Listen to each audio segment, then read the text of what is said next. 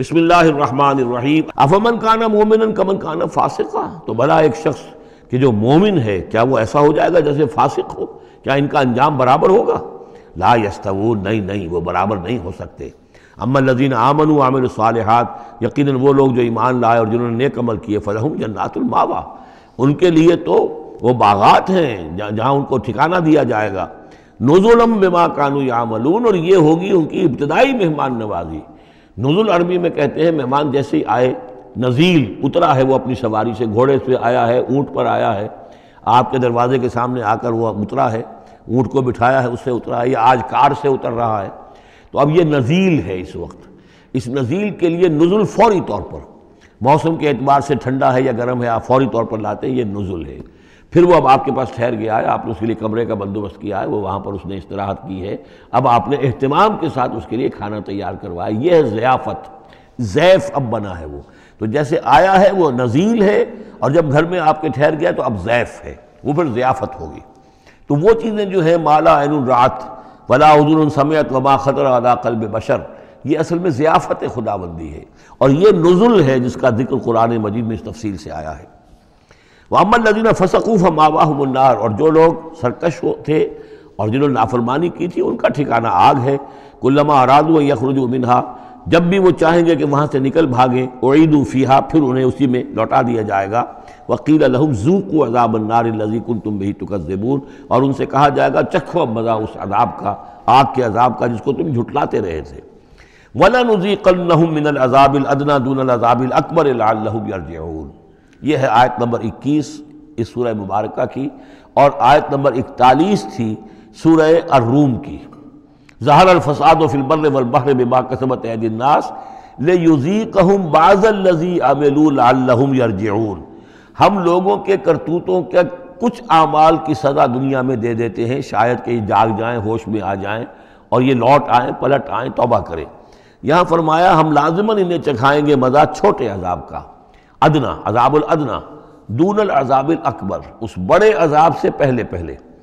لعلہم یرجعون، شاید کہ یہ جاگ جائیں، شاید کہ ہوش میں آ جائیں، شاید کہ لوٹ جائیں، شاید کہ توبہ کریں۔ یہ بات جو ہے آ چکی ہے کہ رسول جب بھی بھیجے جاتے تھے تو اللہ تعالیٰ کی طرف سے اس قسم کی تنبیہات کا سلسلہ آتا تھا تاکہ لوگ بیدار رہیں۔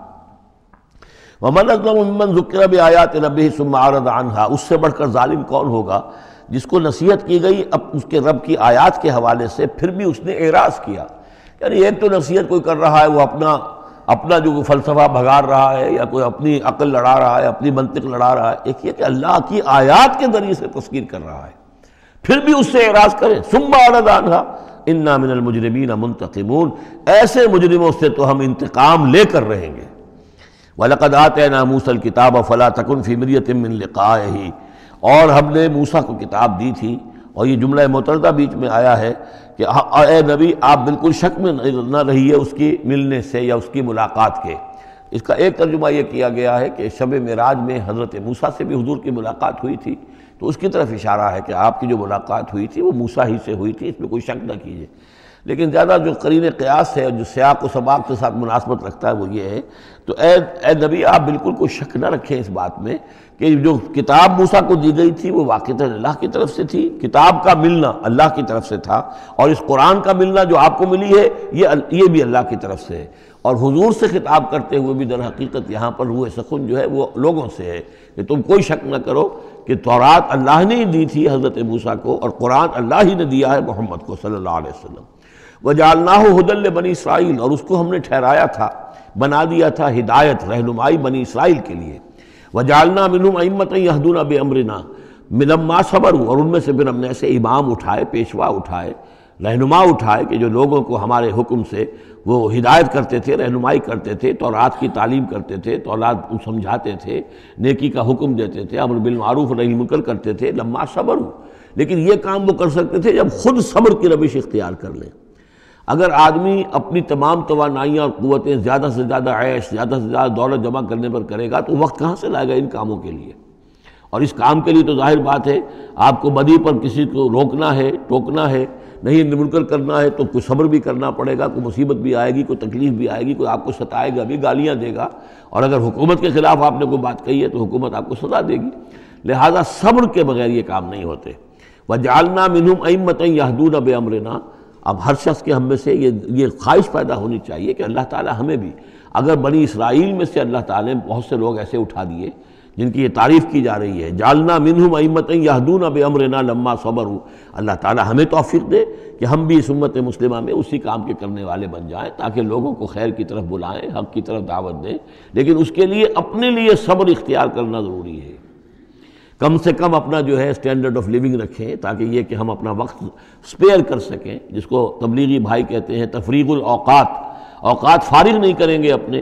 سارا وقت تو لگا ہوا ہے آپ پیسہ کمانے میں، اس لیے کہ اس کے ایک خاص قسم کا معیار زندگی بنا لیا ہے، اور اس کو مینٹین کرنے کے لیے اب جتنا کچھ آپ کو چاہیے، اب دن رات ایک کریں گے تو آپ اپنے اس معیار زندگی کو مینٹین کر سکتے ہیں، گویا کہ اب ہم اس معیار زندگی کو پوج رہے ہیں، ہمارے پاس اب وقت ہی نہیں ہے، صلاحیت کہاں لگائیں، کس وقت میں لگائیں، کیا کام کریں، لیکن صبر کی روش ہوگی اور پھر قرآن مجید کے ساتھ وہ تعلق ہوگا تو پھر انشاءاللہ تعالیٰ اللہ تعالیٰ نے انسان میں بڑی صلاحیتیں رکھی ہیں، بڑی قوتیں رکھی ہیں، مسجود ملائک بنایا ہے، اللہ کے کریشن کا کلائمیکس ہے یہ، تو اللہ تعالیٰ کی یوں سمجھیے کہ تخلیق کا نقطہ عروج ہے، تو اس کے اندر صلاحیتیں ہیں، آدمی ارادہ کر لے، ہمت کرے، فیصلہ کر لے تو پھر یہ کہ اللہ تعالیٰ جو ہے اس کے لیے راستے کھول دیتا ہے۔ وجعلنا منہم ائمۃ یہدون بامرنا لما صبروا وکانوا بآیاتنا یوقنون، ایک تو یہ کہ صبر کریں اور ہماری آیات کے اوپر پورا یقین ہو، ان ربک هو یفصل بینہم یوم القیامۃ فیما کانوا فیہ یختلفون، یقیناً آپ کا رب فیصلہ کرے گا ان کے مابین قیامت کے دن ان تمام چیزوں میں جن میں یہ اختلاف کر رہے تھے۔ اولم یہد لہم کما اہلکنا من قبلہم من القرون یمشون فی مساکنہم، کیا ان کے لیے یہ بات کافی نہیں ہوئی ان کی رہنمائی کے لیے، ان کو سبق دکھانے کے لیے کہ ان سے پہلے ہم نے کتنی ہی بستیوں کو اور کتنی ہی نسلوں کو جو ہے ہلاک کیا ہے،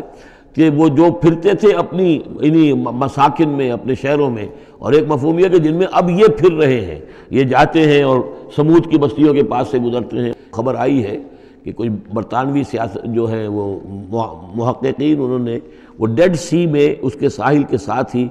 اور پانی کے نیچے وہ آثار موجود ہیں اس شہر کے کہ جس کی طرف حضرت لوط علیہ السلام کو بھیجا گیا تھا، تو خبر میں یہ ہے کہ قرآن اور تورات کی جو بات ہے اس کی تصدیق ہو گئی ہے، لیکن وہ بستی جو ہے پہلے بھی میرا گمان یہی تھا کہ وہ جو ہے اصل میں سمندر کے اندر آ چکی ہے، اور شاید اسی لیے ڈیڈ سی اس کا نام ہو